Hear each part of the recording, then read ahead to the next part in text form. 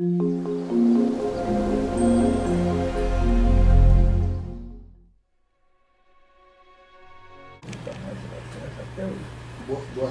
ligado? Então, boa tarde a todos. Bem, eu gostaria então de apresentar a vocês o nosso conferencista, sou o Dr. Diego Machuca, que é pesquisador do Conselho Nacional de Investigações Científicas e Técnicas da Argentina, é doutor pela Universidade de Buenos Aires e tem publicado bastante trabalhos, muitos trabalhos sobre ceticismo, sobretudo pirronismo antigo. Queria destacar que, além desses trabalhos, o professor Machuca é um dos criadores e editores da International Journal for the Study of Skepticism, que é uma revista online que já se tornou uma referência importante para todos os estudiosos do ceticismo antigo, moderno e contemporâneo. O professor Machuca fala então numa conferência intitulada O Pirronismo do Sexto Empírico, Investigação, Racionalidade e Desacordo. Antes de passar a palavra a ele, queria apenas registrar para conhecimento de boa parte dos presentes aqui, que são mais jovens, que nós temos hoje a rara oportunidade de ter o professor Oswaldo Porchat, que é um dos mestres desse departamento, conosco na plateia. Eu queria deixar registrado isso. Eu passo então a palavra ao professor Diego Machuca. Obrigado. Eu quero agradecer a Plínio Junqueira Smith pelo convite a venir a São Paulo e a Roberto Bolzani pela oportunidade de fazer esta palestra aqui. Eu quero também pedir desculpas porque o meu português é muito fraco e tenho que falar em espanhol, mas eu vou tentar falar lentamente. Bueno, la palestra que voy a presentar hoy se inscribe dentro de una serie de 3 charlas en las cuales voy a analizar críticamente y a intentar comprender 3 posiciones pirronianas. La del sexto empírico, que vivió, se supone, en el siglo II después de Cristo, la de Oswaldo Porchat y la de Robert Voegelin. Estos dos últimos, por supuesto, adoptan posiciones que se denominan neopirronianas, o al menos ambos presentan sus posiciones como neopirronianas. En la charla de hoy lo que me propongo es presentar en la medida de lo posible mi interpretación del pirronismo de sexto empírico. Y para que esto sea posible decidí focalizarme en 3 temas, que son los 3 temas que aparecen ahí: investigación, racionalidad y desacuerdo. ¿Sí? Más precisamente, con respecto al tema de la investigación, lo que me propongo es comprender la naturaleza tanto de la investigación que lleva a cabo el futuro pirrónico, es decir, aquel que se convertirá en pirrónico, como así también la naturaleza de la investigación del pirrónico ya consumado. ¿Sí? Puede ser que sea la misma o no, ¿no? Algunos sostienen que son 2 tipos de investigación distintas. En el segundo tema, la racionalidad, ¿a qué se refiere? Se refiere a intentar determinar si el pirrónico adhiere a lo que podríamos denominar los cánones o los principios o los requerimientos de la racionalidad. Y la tercera cuestión, el tercer tema, que espero poder llegar a discutirlo si no se hace demasiado extensa la charla, es examinar el papel que el desacuerdo desempeña sobre todo en la estrategia argumentativa del pirrónico en su discusión con los dogmáticos, ¿sí? Con los que los pirrónicos llaman dogmáticos. No sé si tengo que explicar qué es el dogmático. El dogmático es, por supuesto, el término no es empleado por sexto empírico ni en la literatura especializada sobre escepticismo. No es empleado en el sentido que tiene hoy en día el término dogmático, sino que hace referencia a todo aquel que cree que puede hacer afirmaciones acerca de la naturaleza de las cosas o acerca de lo que es objetivamente el caso sobre la base de argumentos sólidos y de teorías que son consideradas como correctas, ¿sí? Bien, antes de comenzar, de adentrarme en estos temas, tengo que hacer dos observaciones. En primer lugar, que el examen que realizo del pirronismo y del escepticismo en general no es llevado a cabo desde una perspectiva, digamos así, distante o desinteresada. ¿Por qué? Porque encuentro en el pirronismo y en general en cualquier posición escéptica una perspectiva afín, ¿sí? Una perspectiva con la cual me identifico. Así que analizar el peronismo, como ocurre quizás le ocurre a la mayoría de los intérpretes, no hay una gran distancia, o no creo que el peronismo sea una posición peculiar o un poco extraña que hay que intentar entender y a la cual hay que criticar, sino que es una posición para mí que tiene, que en algún sentido describe mi propia situación filosófica, por decirlo de algún modo, y es una perspectiva que tiene cierta vigencia, ¿sí? Cierta actualidad. Y esto es complicado, ¿por qué? Porque uno tiene que intentar, en la medida de lo posible, distinguir, en este caso, entre lo que uno cree, ¿no?, que Sexto Empírico dijo o quiso decir, y aquello que uno considera que debió haber dicho, ¿no? O entre la perspectiva pirroniana original y la propia perspectiva que, siguiendo por Jaya Fogler, uno puede llamar neopirroniana. Es difícil decir, bueno, Sexto está diciendo esto, en realidad no. Creo que debería haber dicho esto, o quizás hay cuestiones que Sexto, por supuesto, no trató porque no habían sido planteadas, o hay objeciones que no tuvo en cuenta porque no fueron hechas en la antigüedad, ¿no? Y la segunda observación que quiero hacer es que las tres charlas, las tres palestras, pueden ser sin ningún problema comprendidas independientemente de las demás, pero de todas maneras una comprensión cabal de todas ellas es posible solo en relación con las demás, ¿no? Es decir, mi interpretación de Sexto Empírico se va a comprender más cabalmente una vez que critique las posiciones neopirronianas de Porchat y de Vogelen, y algunas de las críticas que haga de estas dos posiciones neopirronianas van a ser entendidas más claramente en relación con las interpretaciones y argumentos que voy a presentar hoy.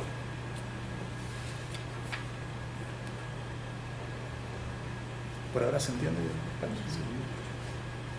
Entonces, teóricamente, en principio, la palestra se va a dividir en estos tres temas. En primer lugar, voy a tratar de la investigación escéptica y la búsqueda de la ataraxia. Ataraxia suele traducirse como tranquilidad o imperturbabilidad.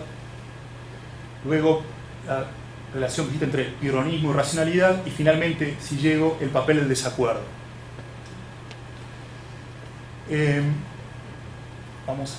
Lo que voy a hacer es ordenar la exposición en torno a una serie de textos. Como yo no sé cuántos de ustedes leyeron Sexto Empírico, voy a presentar algunos textos en conjunto y luego voy a empezar a discutirlos y, bueno, vamos a volver para que ustedes los puedan ver. Entonces, los primeros textos, que son los catalogados como A, va a ser A1, A2, A3, se refieren al tema de la investigación, a unos textos clave en los cuales Sexto se refiere a la investigación o indagación, ¿no? El primero es este, que se encuentra al comienzo mismo de los esbozos pirrónicos. Allí Sexto nos dice: es probable que los que investigan una cuestión obtengan como resultado o bien un descubrimiento o bien la negación de un descubrimiento y el reconocimiento de la inaprehensibilidad o incognoscibilidad, ¿no? O bien la continuación de la investigación. Por eso, sin duda también con respecto a las investigaciones filosóficas, algunos afirmaron haber descubierto lo verdadero, otros declararon que no es posible que eso sea aprehensible, otros aún investigan y creen haberlo descubierto, los propiamente llamados dogmáticos, como los seguidores de Aristóteles, de Epicuro y de los estoicos y algunos otros, declararon que es inaprehensible los seguidores de Clitómaco y de Carnéades y los demás académicos, e investigan aún los escépticos, por lo cual razonablemente las principales filosofías parecen ser tres: dogmática, académica y escéptica. Luego, ya en un pasaje del segundo libro de los Esbozos, Sexto dice: y consideremos si en realidad los dogmáticos no están excluidos de la investigación, pues aquellos que reconocen que no conocen cómo los objetos son en su naturaleza pueden continuar investigándolos sin inconsistencia, pero aquellos que piensan que los conocen no pueden hacerlo. Para estos últimos la investigación ya ha llegado a su fin, mientras que para los primeros la razón por la cual cualquier investigación es emprendida, es decir, la idea de que no han encontrado la respuesta, está completamente presente.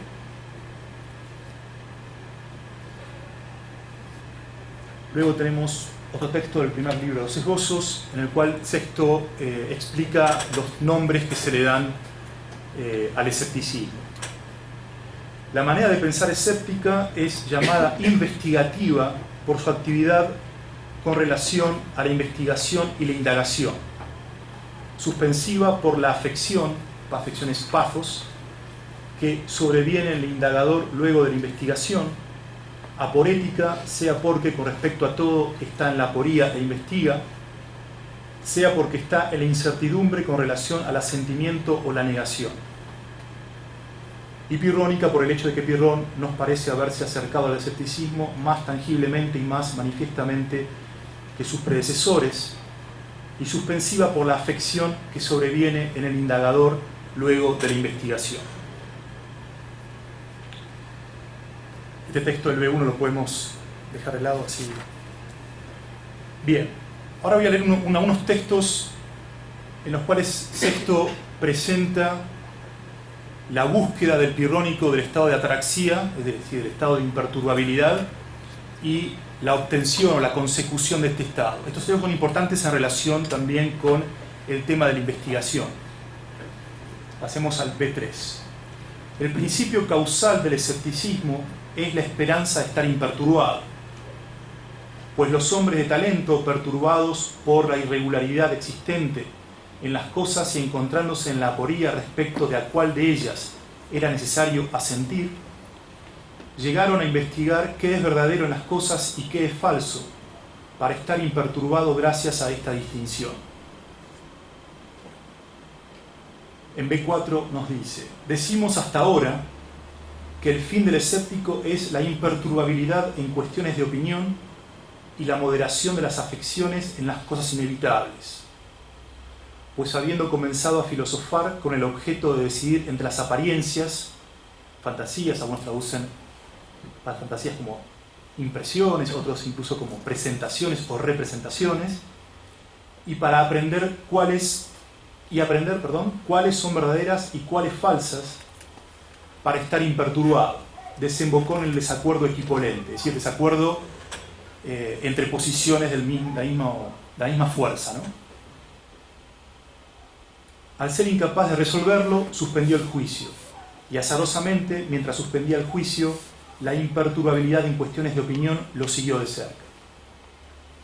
Y finalmente, dentro de este grupo de textos, los escépticos esperaban alcanzar la imperturbabilidad por medio de la resolución de la irregularidad de las cosas que aparecen y que son pensadas, pero siendo incapaces de hacer esto, suspendió en el juicio.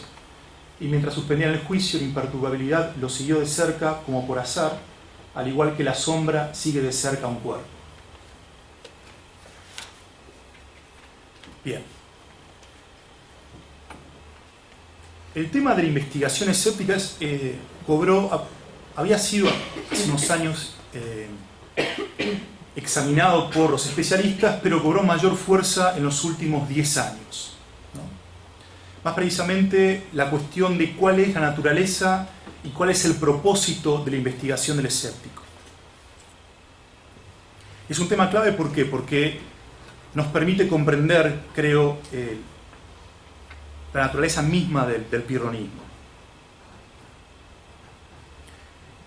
Y sobre todo también si el pirronismo puede ser considerado como un tipo de filosofía, ¿sí? Es decir, algunos dicen Por ejemplo, Jonathan Barnes sostiene que es engañoso por parte de Sexto afirmar que el pirronismo es un tipo de filosofía. Pero va a quedar un poco más claro. Bien, el primer pasaje que vimos, este pasaje está cortado, el A1, nos presenta todo ese pirronismo como un tipo de filosofía. Y en los pasajes, ¿no?, en contraposición con la dogmática y la académica, y en los pasajes B3, B4 y B5, que son aquellos que explican por qué el escéptico se involucró en la investigación filosófica, ¿no? Es decir, el escéptico se involucró, emprendió este itinerario filosófico porque quería estar imperturbado, y nos dice que la perturbación fue provocada por los conflictos entre las apariencias o entre las cosas que son pensadas, o en general entre, uno puede pensar entre posiciones o doctrinas y argumentos en conflicto. Bien, como supongo que varios de ustedes saben, pero bueno, es bueno señalarlo, es que el término skeptikos en griego, que es el término que uno traduce por escéptico, significa literalmente indagador, investigador o examinador, y skepsis, por tanto, significa también indagación o investigación, ¿no? Es decir, el escepticismo se define por la tarea misma de la investigación o de la indagación. Ahora bien, otra observación que es clave, y es clave porque resulta obvia, pero al mismo tiempo uno encuentra que los especialistas, es decir, aquellos que investigan o estudian el pirronismo, suelen cometer el error que voy a señalar, ¿no? Es decir, a partir de lo que dice Sexto en el primer pasaje, ¿no?, es cuando distingue sobre todo al escepticismo de los académicos, lo que nosotros llamamos los académicos escépticos. Teniendo en cuenta esta distinción, es un error decir que la investigación del pirrónico es infinita, interminable o eterna. Uno suele encontrar en especialistas, y muy buenos especialistas, esta afirmación, sobre todo en inglés, the endless investigation, ¿no? O cuando dicen que es infinite, o siempre uno encuentra o muy a menudo encuentra este tipo de caracterización de la investigación escéptica, y es un error. ¿Por qué? Porque si el pirrónico considerara que su investigación es infinita, es interminable o es eterna, en realidad estaría reconociendo o asumiendo que su investigación está condenada al fracaso, ¿sí?, y que en última instancia su posición no se distingue de la posición de los neoacadémicos. Es decir, yo sé que mi investigación está condenada al fracaso, en definitiva lo que estoy diciendo es que la verdad no puede ser conocida o aprendida, ¿sí? Entonces, uno lo que podría decir es, si no está de acuerdo con esto, uno debería decir, Sexto no presenta la investigación pirroniana como interminable o infinita, pero se equivoca a no presentarla de ese modo. Si uno podía presentarlo como una crítica de lo que dice Sexto, pero no es una interpretación adecuada de lo que dice Sexto, ¿sí? Es importante hacer esa distinción. Bien, entremos ya al principal problema que quiero discutir planteado por la investigación escéptica. Los especialistas señalan que esta descripción que hace Sexto de la investigación continuada, ¿no?, que emprende el escéptico, plantea una serie de problemas cruciales. ¿Por qué? Porque esta investigación es incompatible, claramente incompatible con otros rasgos de la perspectiva pirroniana que presenta Sexto.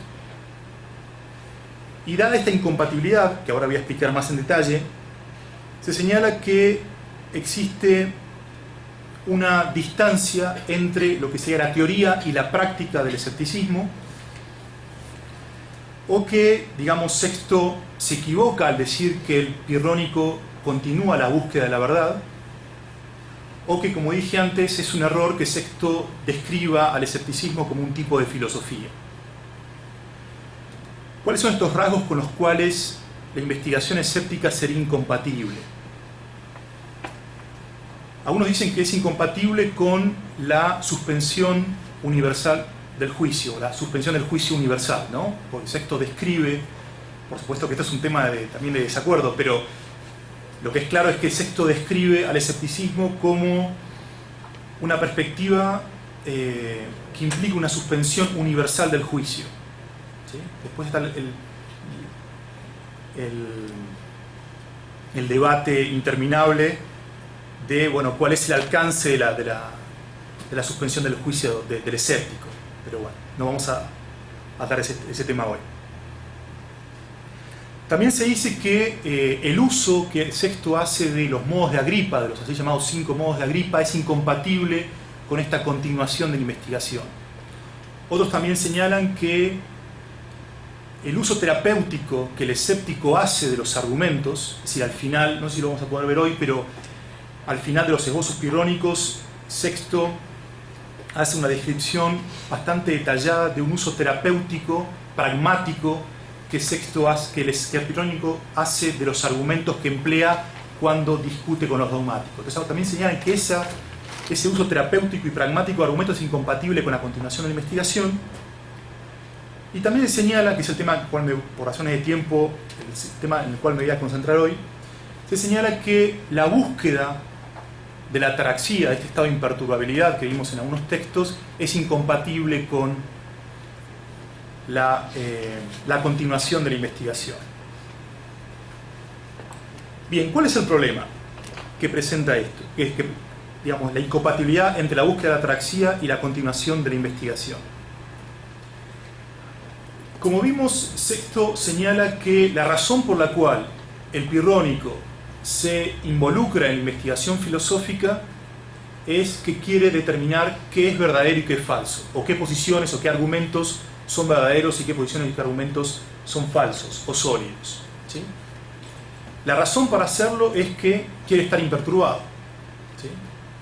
Ahora bien, la pregunta que surge es, una vez que el escéptico alcanzó el estado de imperturbabilidad de manera azarosa, luego de suspender el juicio, ¿para qué continúa investigando? Es decir, ¿cuál es el punto, cuál es la razón de esta continuación en la investigación si ya se alcanzó aquel fin, aquel objetivo que se estaba buscando desde el comienzo mismo? ¿Sí? Bien. Más aún, el problema se ve más claramente cuando, según algunos, uno tiene en cuenta que la investigación de la verdad es concebida por Sexto, bueno, los textos que vimos, únicamente o solo como un medio para alcanzar la ataraxia, para alcanzar la imperturbabilidad. Entonces, si la investigación es solo un medio, es claro que una vez que alcanzo el objetivo, ese medio tiene que ser dejado de lado, sobre todo cuando ese objetivo fue alcanzado a través de la suspensión del juicio, ¿sí? Y no a través del descubrimiento de la verdad. Bien. Los especialistas han resuelto este problema, ¿no? El problema que plantea esta incompatibilidad, haciendo una diferencia entre la investigación del proto-pirroniano, ¿sí? Del futuro pirroniano, y la naturaleza de la investigación del pirrónico ya consumado. Dicen, son dos investigaciones distintas. El objeto de la investigación del proto-pirrónico, del futuro pirrónico, es la verdad, es el descubrimiento de la verdad. Pero la investigación del pirrónico consumado es en realidad una investigación de segundo orden, ¿sí? De segundo nivel, y que tiene como objetivo examinar las teorías dogmáticas, es decir, las teorías que los dogmáticos proponen como correctas, a fin de construir conflictos o desacuerdos u oposiciones entre esas teorías, o entre esas afirmaciones, o entre esos argumentos, para mostrar su equipolencia, es decir, para mostrar su igualdad de fuerza, y a partir de ahí generar la suspensión del juicio ante la imposibilidad de privilegiar una de estas posiciones porque son precisamente equipolentes y, a su vez, a través de la suspensión del juicio, alcanzar el estado de imperturbabilidad. ¿Sí? No sé si se entiende. Es decir, es una investigación completamente distinta cuyo objeto no es la verdad. El objeto de la investigación del pirrónico consumado sería la suspensión del juicio. Ya no el descubrimiento de la verdad, sino la instauración de la suspensión del juicio.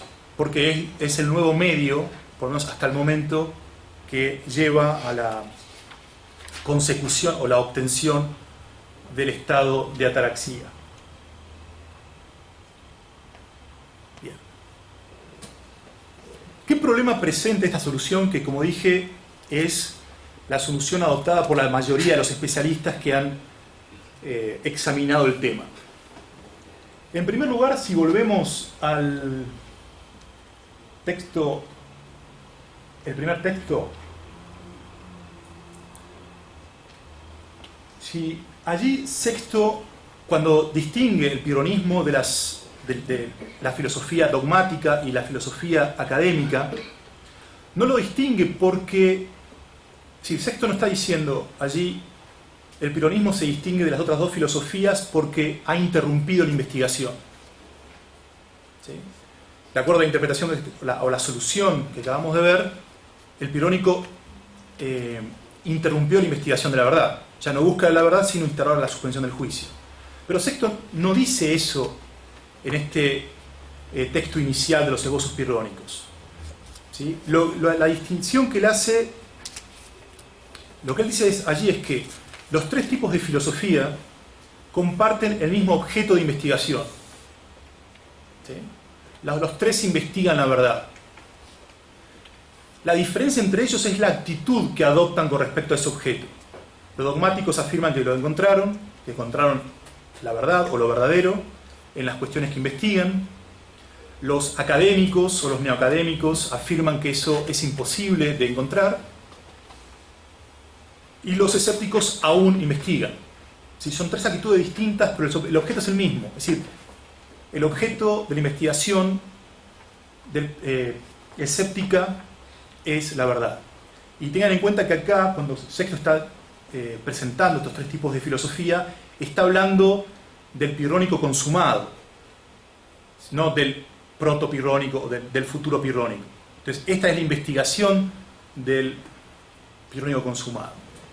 Y entonces el objeto mismo es el mismo, es decir, es la búsqueda y el descubrimiento de aquello que es verdadero.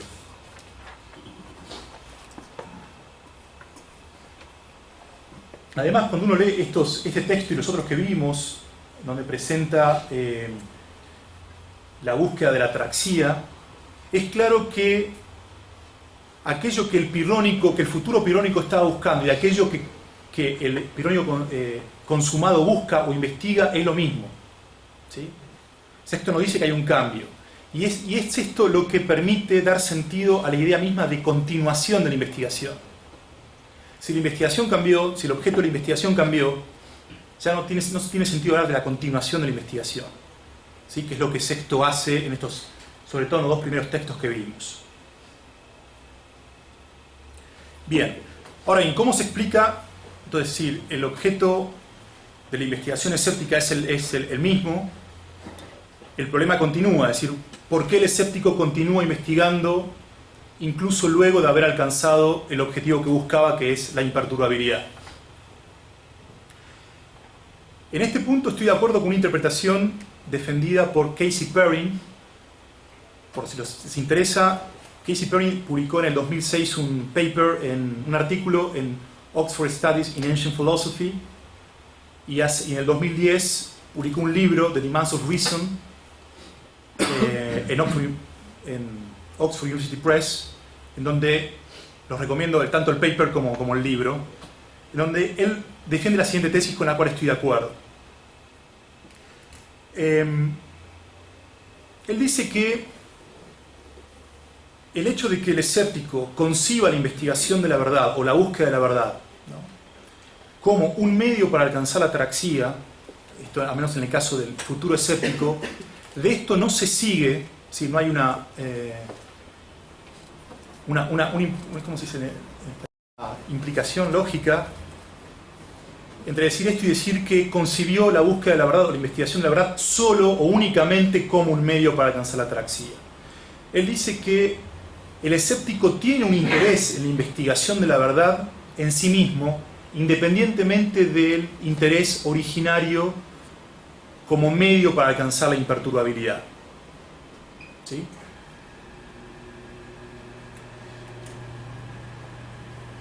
Vamos a ver unos textos.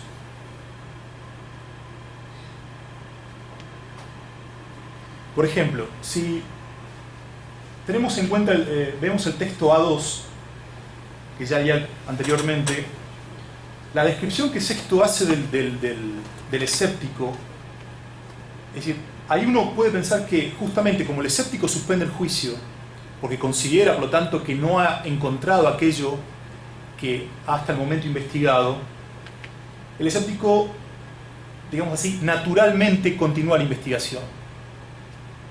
¿Sí? Esto parece indicar que hay un interés por parte del escéptico en la investigación misma, independientemente de la ataraxia. Es más, en este pasaje, Sexto no hace ningún tipo de referencia a la búsqueda de la imperturbabilidad.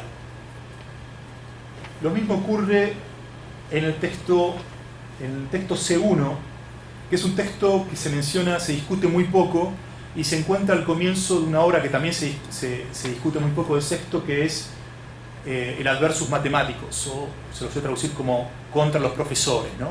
Es una obra en 6 libros. Por ejemplo, un paréntesis. Incluso hoy en día la gente confunde y piensa que el Contra los profesores está constituido por 11 libros. Y son 6 libros. Lo que pasa es que en los manuscritos de los últimos hay otros 5 libros que aparecen pegados al final, y hay gente que todavía continúa hablando de los 11 libros y es un error. Pero bueno, son 6 libros. Al comienzo mismo de este es el primer libro de los Contra los profesores, es Contra los gramáticos. Sexto hace una de las pocas observaciones de tinte puramente filosófico, ¿no? Y una de las pocas descripciones de la perspectiva escéptica. Y allí dice: los escépticos experimentaron aproximadamente lo mismo con respecto a las artes liberales, mathematas, el término, que con respecto a la filosofía en su totalidad. Pues, al igual que se acercaron a esta con el deseo de alcanzar la verdad, pero suspendieron el juicio cuando fueron confrontados con el conflicto equipolente y la irregularidad de las cosas, así también con respecto a los estudios se propusieron adquirirlos, buscando aprender la verdad aquí también, pero cuando descubrieron aporías similares no las ocultaron. Si en este texto, la importancia que yo veo en este texto, puedo estar equivocado, es que encontramos una descripción del itinerario filosófico del escéptico, es decir, desde que era un futuro escéptico hasta que se transforma en un escéptico consumado, en la cual no hay mención alguna de la imperturbabilidad. ¿Sí? Uno puede pensar que es una descripción también del itinerario filosófico del escéptico, en la cual no hay, digamos, ningún tipo de mención de este fin que aparece descrito en los esbozos pirrónicos. Una mención que voy a hacer, iba a discutir brevemente ese tema, pero no tengo tiempo, es que en un trabajo publicado hace ya varios años, defendí una interpretación que es rechazada, creo que por todo el resto de los especialistas, según la cual la búsqueda y la consecución de la ataraxia no es un aspecto esencial del pirronismo. No lo es. Ni cuando uno examina el pirronismo como una perspectiva filosófica, es decir, que uno está interesado en el pirronismo no desde un punto de vista histórico, sino desde un punto de vista sistemático, ni tampoco lo es si uno examina algunos textos de Sexto empírico, ¿sí? Unos textos ya los mencionamos, ya lo vi y lo menciono rápidamente. En el texto B4, Sexto dice, por ejemplo, decimos hasta ahora que el fin del escéptico es la imperturbabilidad en cuestiones de opinión, ¿sí? Ese aginun, creo que lo que indica es que, no sé, si el día de mañana tenemos otro fin, ¿sí? Si en el futuro tenemos otro fin, no vamos a dejar ser escépticos, ¿sí? El fin del escéptico es este hoy, mañana, o hasta el momento. Mañana puede ser otro, ¿no? Que si esto creo que, si esto fuera así también, creo que sustentaría la idea de que pueda haber un interés en la investigación misma, la investigación filosófica por sí mismo, un interés en sí mismo independientemente de la búsqueda de la atraxia, ¿no? Y en este sentido estoy de acuerdo con Perry. Ahora bien, continúo viendo otro problema, y con esto terminaría mi discusión de la investigación escéptica. A partir de algunos textos que vi, digamos, vamos a ser más claros. En los textos cristianos parece haber una inconsistencia respecto de la fuente, ¿sí? ¿Se entiende la fuente? De la fuente del estado de perturbación que experimenta el escéptico, ¿sí? Si vemos los textos B3 y B4, allí Sexto nos dice que lo que produce perturbación es el conflicto o el desacuerdo, ¿sí? Supongamos,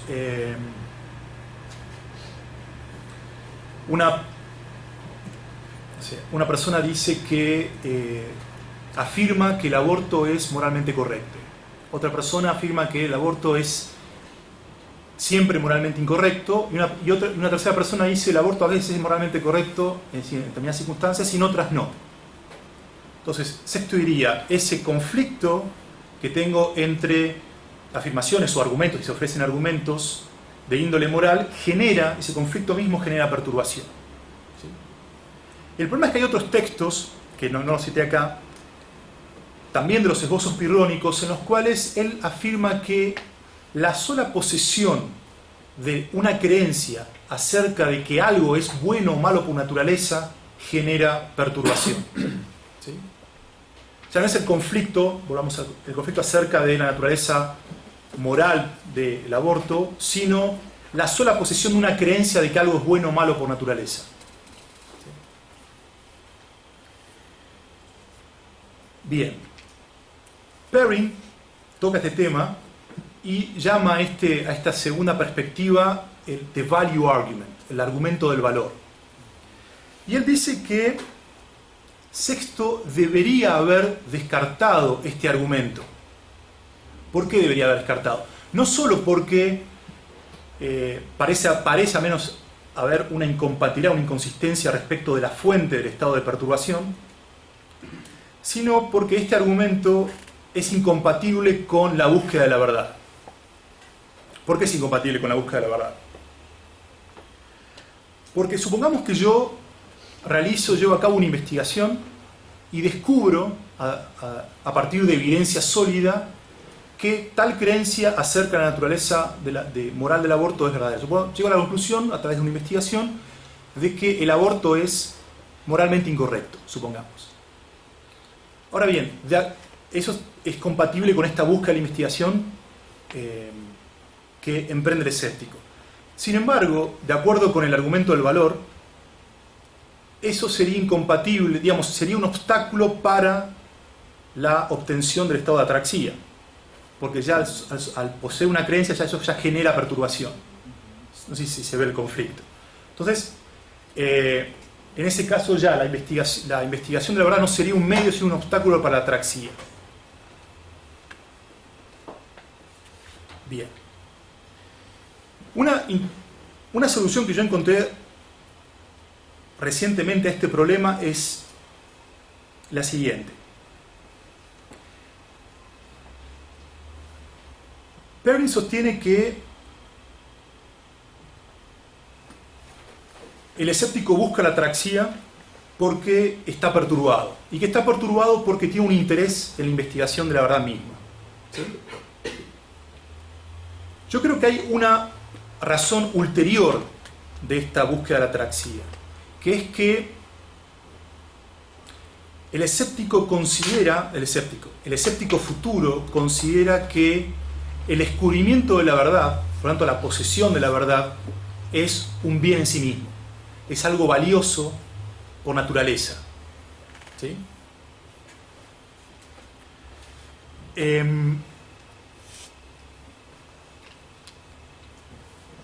Si esto es así, entonces en realidad hay una única fuente de perturbación, ¿sí? Cuando Sexto dice que el conflicto, supongamos, entre posiciones de posiciones incompatibles acerca de la naturaleza moral del aborto genera perturbación, eso genera perturbación en última instancia. ¿Por qué? Porque uno no posee la verdad, uno quiere saber cuál es la verdad acerca de la naturaleza moral del aborto, ¿sí?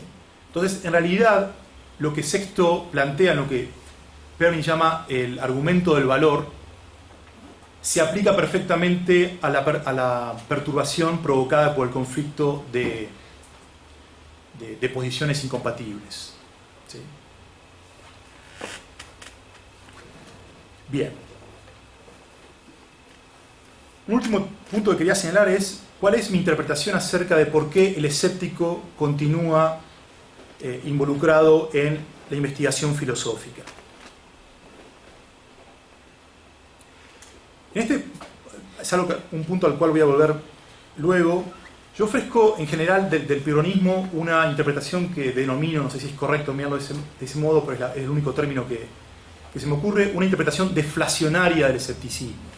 Al igual que considero que la ataraxia cumple un papel mucho menos importante en el escepticismo del que la mayoría sostiene, creo que la búsqueda o la continuación en la investigación filosófica debe explicarse por factores meramente circunstanciales.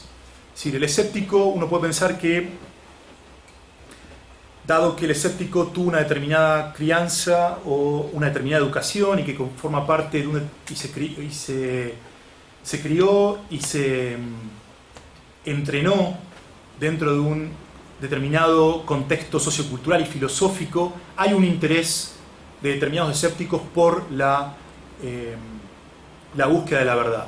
Uno puede pensar que, al igual que el futuro escéptico tenía un interés en la imperturbabilidad que estaba sustentado en una creencia dogmática, es decir, el futuro escéptico creía que la ataraxia es un bien en sí mismo, como creían quizás los epicúreos, ¿sí?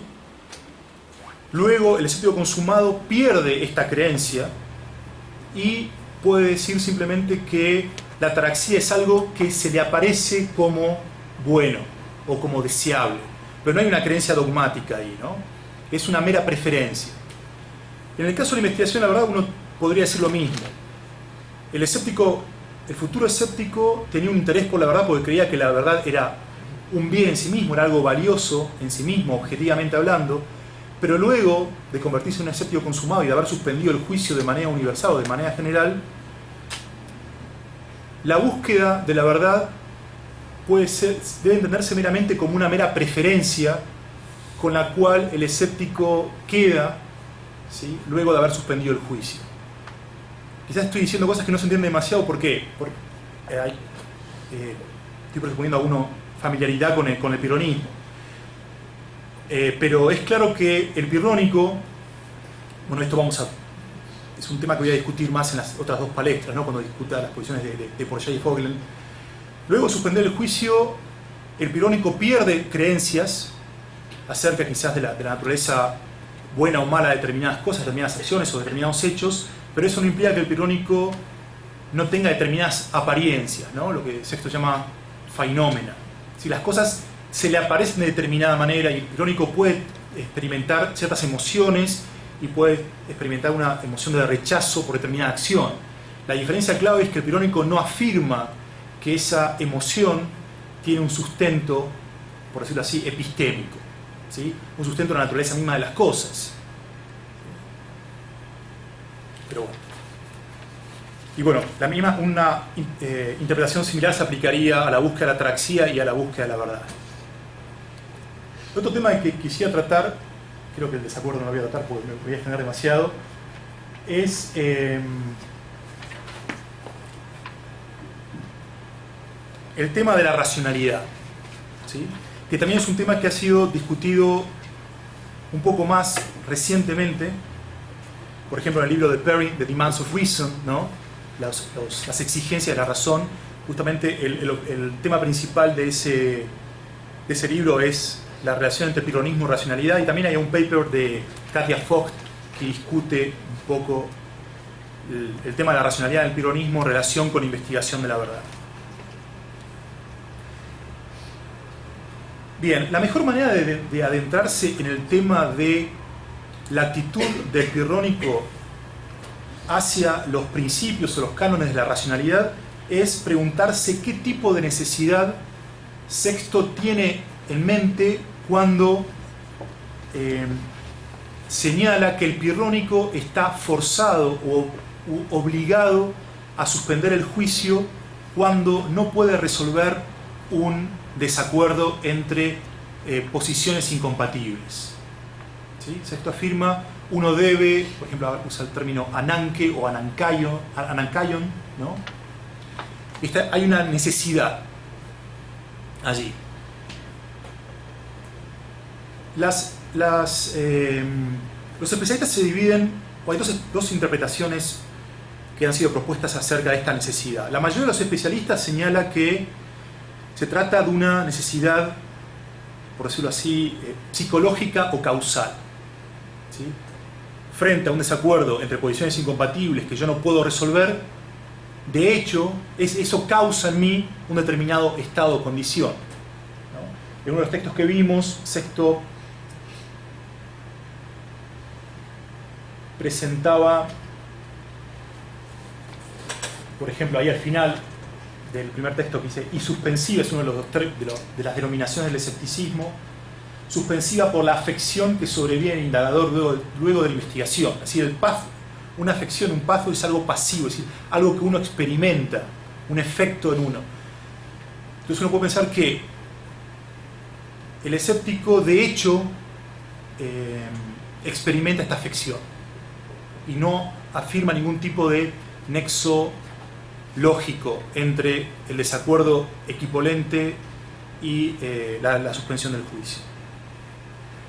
La segunda interpretación es la interpretación que uno puede llamar de esta necesidad, ¿no? Racional o normativa, que es la que defiende Casey Perrin en este libro, ¿no?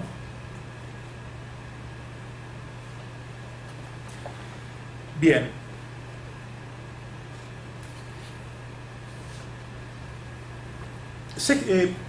Ahora sí voy a ver esto.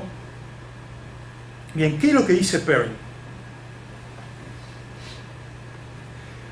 Perrin dice que la necesidad en cuestión es primordialmente racional porque es el resultado del objetivo que tiene el pirrónico de satisfacer determinados requerimientos racionales.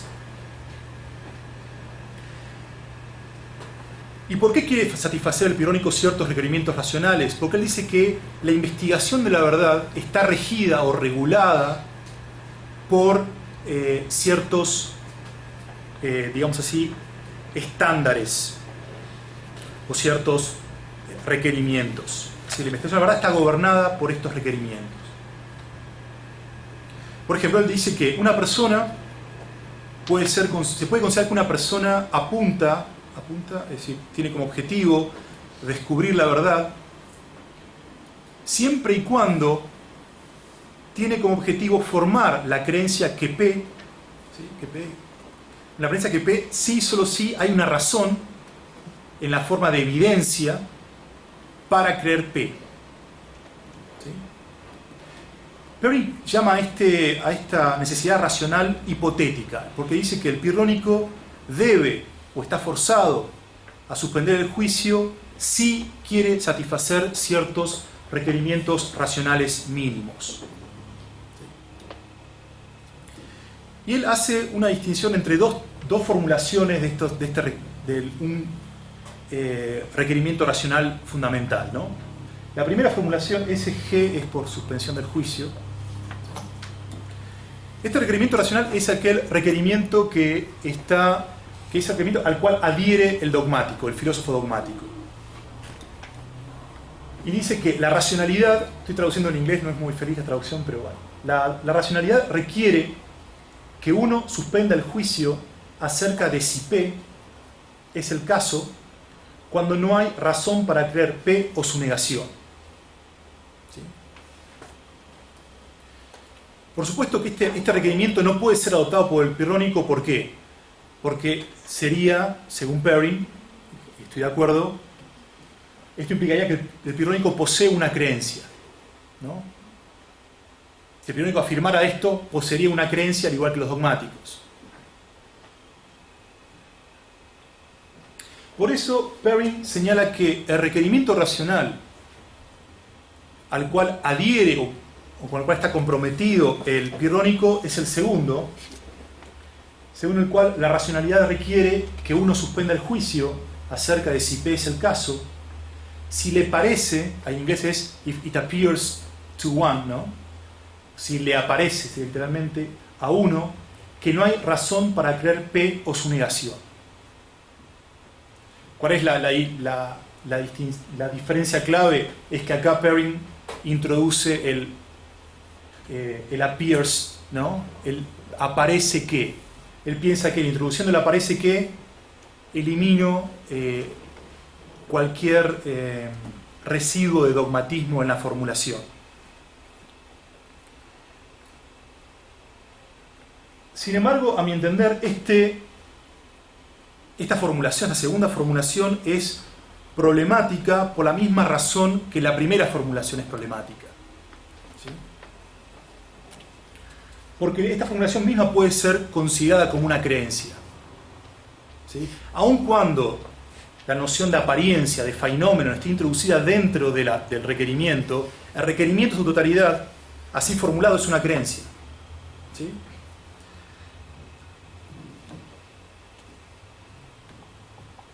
Puede ser que Perrin esté de acuerdo con esto, pero debería decir, bueno, al menos el escéptico tiene una creencia de tipo dogmática.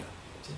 Es por eso que yo propongo como un requerimiento que sí sería aceptado, aunque uno debería dejar de hablar de requerimiento, ¿no? O de principio. Pero si uno quisiera formular esto de manera compatible con el pirronismo, debería decir, me parece que, en inglés uno diría, it appears to me that, ¿no? Me parece que, o me aparece que, la racionalidad requiere que uno suspenda el juicio acerca de si P es el caso, si le aparece a uno que no hay razón para creer P o su negación. Esto sería una formulación claramente pirroniana. El problema de esta formulación para la interpretación, digamos así, racionalista de Perrin, es que esta formulación carece de cualquier tipo de fuerza normativa. ¿Sí? Y quizás esta es la razón por la cual no piensa en esta formulación y se queda en la segunda. ¿Por qué? Porque el escéptico estaría meramente describiendo la manera en que algo le aparece. Y no estaría haciendo ningún tipo de afirmación universal acerca de cómo cualquier individuo debería reaccionar frente a un desacuerdo que no puede resolver. ¿Sí?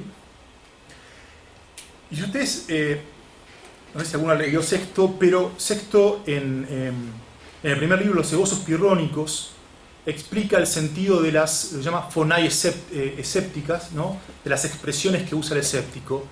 Y por ejemplo, explica las expresiones yo suspendo el juicio, o todas las cosas son inaprensibles, o todas las cosas son indeterminadas.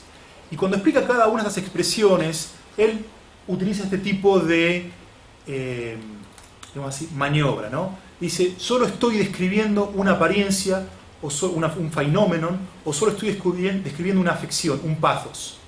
Si le quita cualquier tipo de connotación o alcance ontológico o epistemológico a estas expresiones. Y son simplemente descripciones de las apariencias o de las afecciones del escéptico.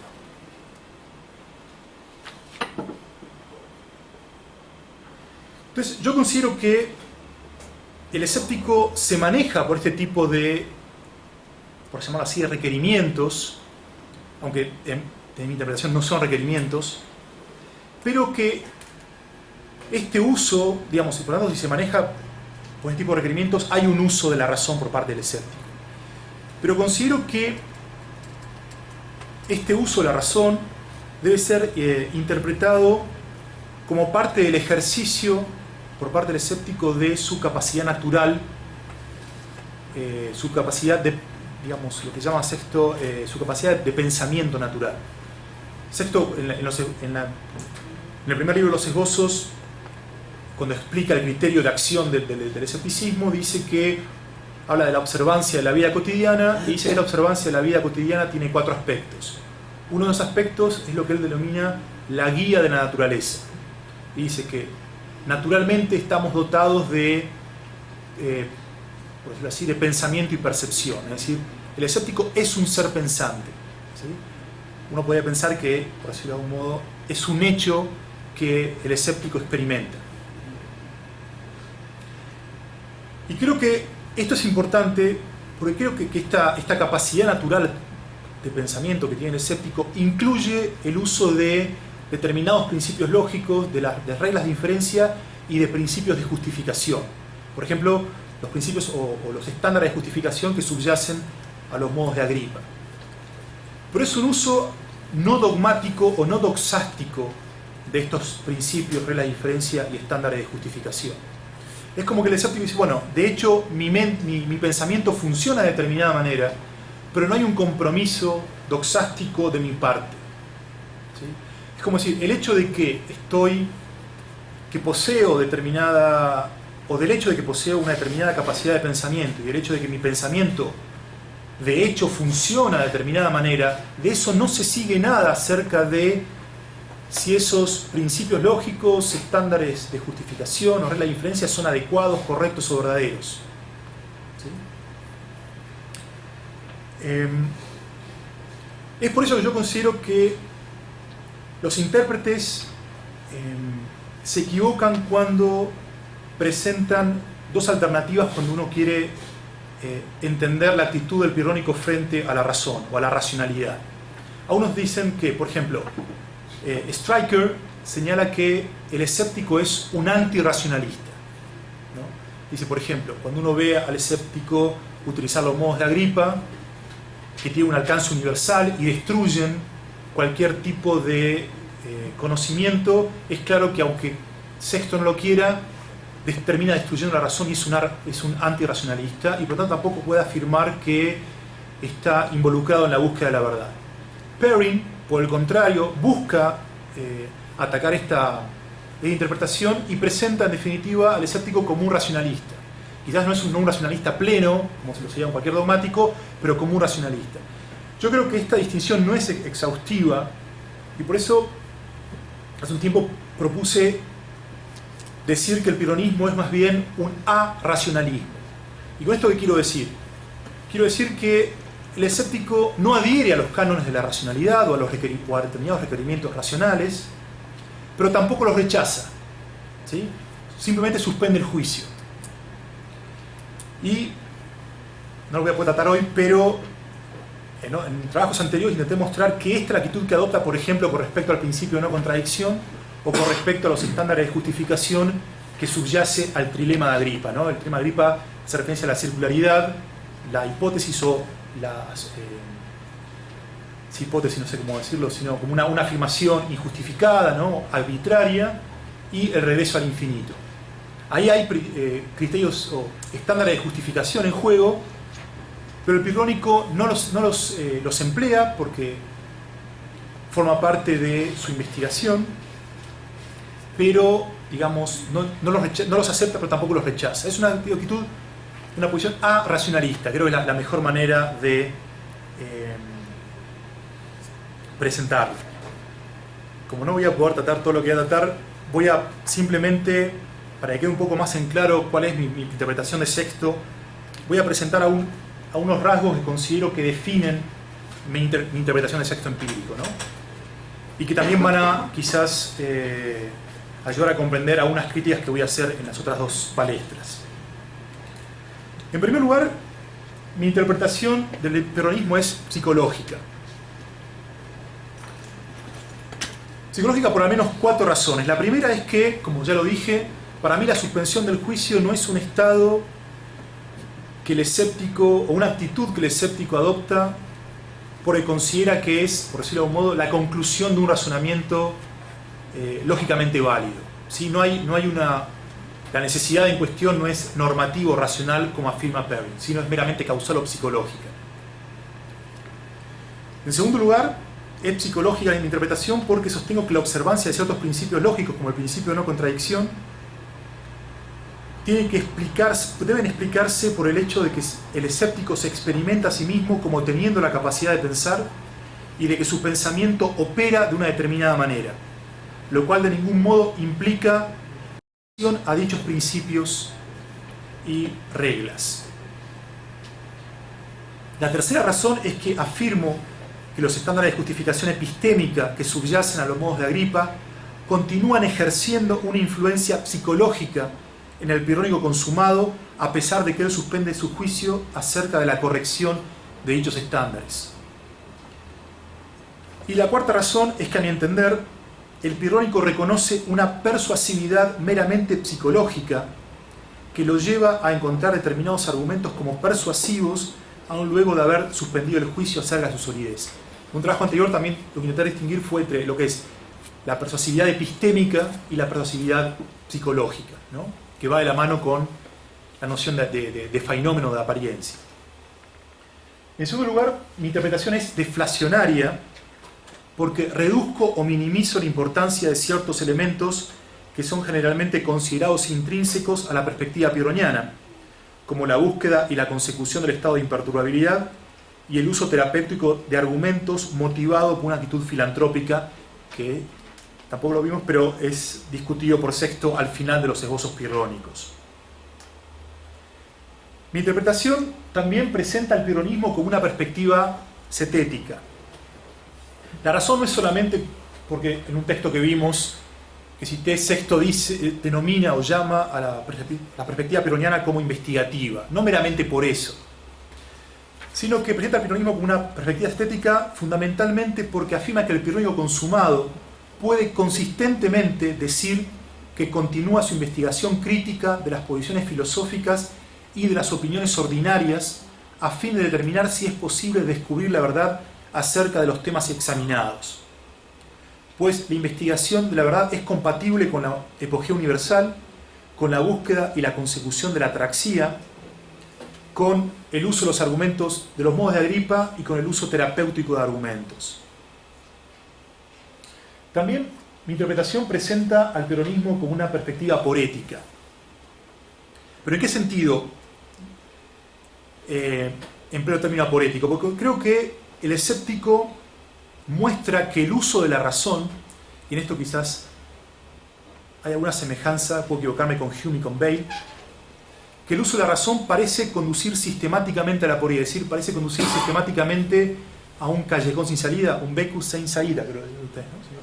A un callejón sin salida. Es decir, al aplicar los principios lógicos, reglas de inferencia y estándares de justificación que son propuestos por los dogmáticos y a los que él mismo solía adherir, el pirrónico hasta ahora ha desembocado en una situación en la cual no ha podido encontrar respuestas a las cuestiones que ha investigado, pues ninguna de las posiciones rivales le ha parecido como más persuasiva o creíble que las demás. Argumentos como los modos de Agripa, que son el producto del uso de la razón, ponen en tela de juicio la justificación epistémica de cualquiera de nuestras afirmaciones e incluso su propia justificación epistémica. Y al menos hasta el momento está lejos de ser claro que alguna de las teorías epistemológicas o gnoseológicas ha sido capaz de ofrecer una respuesta definitiva al desafío planteado por los argumentos. Es decir, la razón misma crea los argumentos que la socavan, que la minan, que la socavan. En quinto lugar, el pirronismo es una perspectiva arracionalista, como dije, porque considero que, aunque el pirrónico no rechaza los cánones o estándares de la racionalidad, tampoco los acepta como correctos, de modo que rechazo los términos del debate entre aquellos que afirman que el pirrónico adhiere a ciertos principios racionales y aquellos que afirman que es un antirracionalista. Este arracionalismo es compatible con un uso pragmático e inevitable de la razón por parte del pirrónico. Es decir, cuando hablo de un uso inevitable de la razón, me refiero a que, como dije antes, el pirrónico se experimenta como un ser pensante, como un ser racional, ¿sí? Racional en el sentido de que tiene una razón, no racional porque adhiere de manera normativa a ciertos requerimientos o estándares. Y pragmático porque el uso de la razón le permite tomar decisiones en su vida cotidiana y también este uso de la razón le permite hacer uso de un lenguaje que hace posible la comunicación con otros. Y finalmente, también es el único término que se me ocurrió, mi interpretación es dialéctica porque considero que el desacuerdo es, por varias razones, un aspecto clave de la perspectiva pirroniana. En primer lugar, el desacuerdo funciona como un disparador del examen crítico de las posiciones en conflicto, incluida la propia, pues uno se enfrenta al desafío de evaluar las credenciales epistémicas de las posiciones rivales a fin de intentar determinar cuál de ellas es la correcta, si es que alguna lo es. Y en segundo lugar, el desacuerdo representa un serio desafío para las teorías epistemológicas que intentan responder al trilema de Agripa, pues aun cuando el trilema se sustenta en presupuestos cuestionables, uno aún se enfrenta al desacuerdo entre dichas teorías. Digo algo brevemente para no quede descolgado, ¿no? Por ejemplo, Jonathan Barnes sostiene que, cuando analiza los modos de Agripa, él sostiene que el desacuerdo cumple la función de una ayuda, dice él, meramente psicológica. Porque el verdadero trabajo de los modos es realizado por el trilema, ¿sí? Circularidad, hipótesis y regreso al infinito. ¿Por qué? Paul dice, yo en cualquier momento puedo preguntarme cuál es el sustento o la razón por la cual sostengo una determinada creencia, independientemente de que haya desacuerdo o no. Y una vez que yo me hago esa pregunta, el trilema se aplica y crea el verdadero problema escéptico, ¿sí? Hay diversas razones por las cuales esto no es así. Digamos, una razón que es, por ejemplo, que muchos epistemólogos contemporáneos señalan que es arbitrario o infundado o ilegítimo poner en duda una creencia si no hay un desafío, un challenge, ¿no? Si no hay un desafío a esa creencia o si no hay evidencia en contrario, a un tipo de evidencia que me haga preguntarme por las credenciales epistémicas de esa creencia. Y uno puede pensar que el desacuerdo es justamente ese desafío. En epistemología, de hace unos años, hay una nueva área que se llama Epistemology of Disagreement, epistemología del desacuerdo, sobre todo en inglés se discute mucho, que justamente considera el desacuerdo como una evidencia, como evidencia de segundo orden, evidencia de que quizás cometí un error en la creencia que sostengo, formar la creencia que sostengo. Es una razón por la cual uno puede pensar esto. Y el segundo punto se refiere a que, por ejemplo, Michael Williams, él sostiene que el problema del trilema de Agripa es que deforma nuestras prácticas epistémicas cotidianas. ¿Sí? Él hace distinción entre estos estándares de justificación filosóficos que subyacen al trilema de Agripa, y él habla de presupuestos ilegítimos y problemáticos que subyacen al trilema de Agripa, y por otra parte tengo las prácticas epistémicas cotidianas, las prácticas de justificación cotidianas, que son las que empleamos nosotros y que él privilegia. Él dice, una vez que uno es consciente de los presupuestos problemáticos del trilema de Agripa, los puede descartar y puede solucionar el problema escéptico. Pero una vez que los acepta, que acepta las reglas del juego del trilema, ya estamos perdidos. Creo que el desacuerdo le permitiría, o hacer hincapié en el desacuerdo, le permitiría al pirrónico responder a esta objeción de un epistemólogo contemporáneo. ¿Por qué? Porque uno podría decirle a Michael, diría, bueno, está perfecto, dejamos de lado el trilema. Ahora bien, ¿por qué debería adoptar tu posición, que es más contextualista, la posición de Michael Williams, o por qué deberías adoptar el infinitismo de Peter Klein, ¿no? Es una posición que Klein ha defendido de hace un tiempo, o por qué debería aceptar el coherentismo, ¿sí? Es decir, el fundacionalismo, el coherentismo y el infinitismo dan respuestas a cada uno de los modos. Klein diría, no es problemático que haya un regreso al infinito, porque potencialmente uno puede siempre dar una razón ulterior. El coherentista diría que no, el problema no es, digamos, si la circularidad implica que hay un conjunto de creencias lo suficientemente amplia y lo suficientemente coherentes, tampoco sería problema que haya un tipo de circularidad. Y el fundacionalista diría, si yo llego a una verdad que es autoevidente, self-evident, ¿no? Sería autoevidente, no es un problema partir de una afirmación arbitraria, ¿sí? Lo que el pirónico diría en ese caso es decir, está bien, ahora bien, ¿cómo resuelven el desacuerdo entre ustedes? ¿Quién me puede decir entre ustedes quién es el que tiene razón? Preséntame los argumentos que determinan que el fundacionalismo o el coherentismo o el infinitismo es la posición correcta. Por eso considero que el desacuerdo es clave en la estrategia argumentativa del pirónico, ¿no? Y creo que es algo que, fíjense, con esto termino, algo llamativo de las discusiones epistemológicas contemporáneas que discuten los modos de Agripa, es que la mayoría está focalizada únicamente o principalmente en el trilema y no hacen ningún tipo de mención, o mencionan el desacuerdo pero lo dejan de lado como si fuera algo que no cumple ningún papel importante, ¿no? Al igual que Barnes, que es un especialista del pironismo antiguo y conoce bien el tema, los epistemólogos, incluso Michael Williams o Peter Klein o Ernesto Sosa, hacen una referencia, o Vogelen incluso, hace una referencia muy breve al desacuerdo y lo dejan de lado. Pero hay un verdadero problema ahí. En cambio, aquellos epistemólogos que están discutiendo la relevancia epistémica del desacuerdo de hace más o menos 8 o 9 años, hacen hincapié en el desacuerdo sin conocer el pironismo, pero no hacen ningún tipo de referencia al trilema. Por un lado encontramos el trilema sin el desacuerdo, por otro lado encontramos el desacuerdo sin el trilema.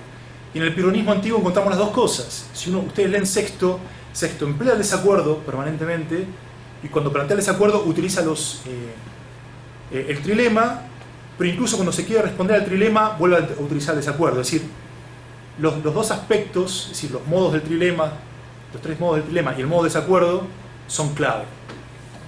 Con eso termino. Gracias.